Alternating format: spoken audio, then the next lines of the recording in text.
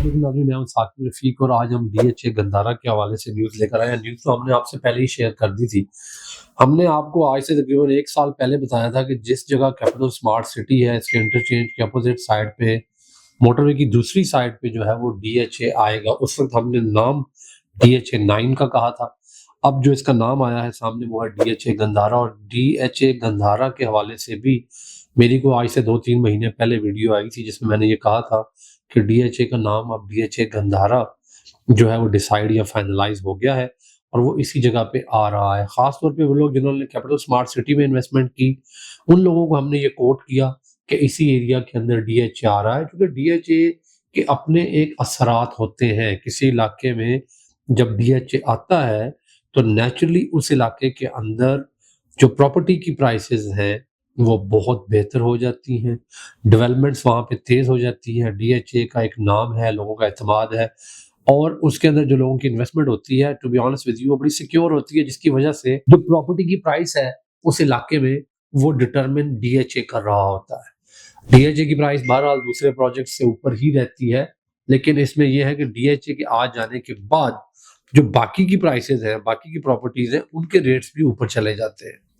तो आज हम बात करेंगे कैसे डीएचए गंदारा इर्द गिर्द की विसिनिटी को असरअंदाज होगा, डीएचए खुद यहाँ पर किस हद तक कामयाब होगा और डीएचए का ये प्रोजेक्ट किस लेवल का होगा। सबसे पहली बात, विसिनिटी में कैपिटल स्मार्ट सिटी और ब्लू वर्ल्ड सिटी इसके सबसे बड़े बेनिफिशरीज होंगे other than DHA itself. The reason being कि कैपिटल स्मार्ट सिटी का इंटरचेंज ऑलरेडी वो वाला इंटरचेंज जो कंप्लीट हो चुका है वो फिलहाल डीएचए साथ यूज कर रहा होगा, और ब्लू वर्ल्ड सिटी इस पॉइंट ऑफ व्यू से कि जो अगला इसका अपना जंक्शन होगा जहां पे ये खुद अपना इंटरचेंज लाना चाहते हैं, वहां पर ब्लू वर्ल्ड सिटी को भी शायद एक्सेस मिल जाए, और उनका ये कहना है कि उन्हें एक्सेस मिलेगी, लेट्स सी।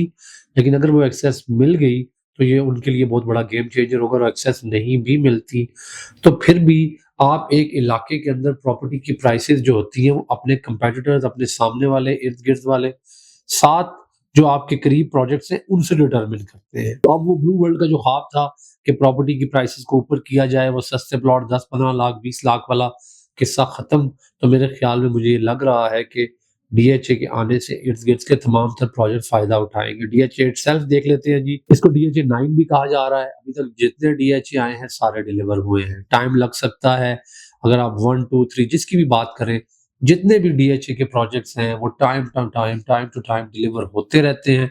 तो मैं समझता हूँ यहाँ पर कोई ऐसी वजह नहीं है कि डीएचए यहाँ पे डिलीवर ना करे। मेरे ख्याल में एक और जो बहुत बड़ा पॉइंट है वो ये है कि ये बहुत बड़ा एरिया है और यहाँ पे डीएचए को खुल के खेलने का मौका मिलेगा। इसीलिए यहाँ पर मैं समझता हूँ कि tourism city, sports city, health city, education city, ये जो इस इलाके को जॉइंटली मिलकर प्रमोट करने का प्लान है, यहाँ पर ये सारी फैसिलिटीज अब आएंगी। आने वाले वक्तों में ये याद रखें कि यहाँ से इस्लामाबाद के लोगों ने नहीं जाना, ये चकवाल के लोगों के लिए भी बड़ा एक्सेसिबल है, ये केपीके से आते हुए बड़ा एक्सेसिबल है, ये बाकी जितने मोटरवे के साथ लिंक्ड शहर हैं उनके लिए बड़ा एक्सेसिबल है। तो ये लोकेशन इंटरचेंज अगर है, जो कि ऑलरेडी है स्मार्ट सिटी के थ्रू, तो बहुत दूर नहीं है शहर से।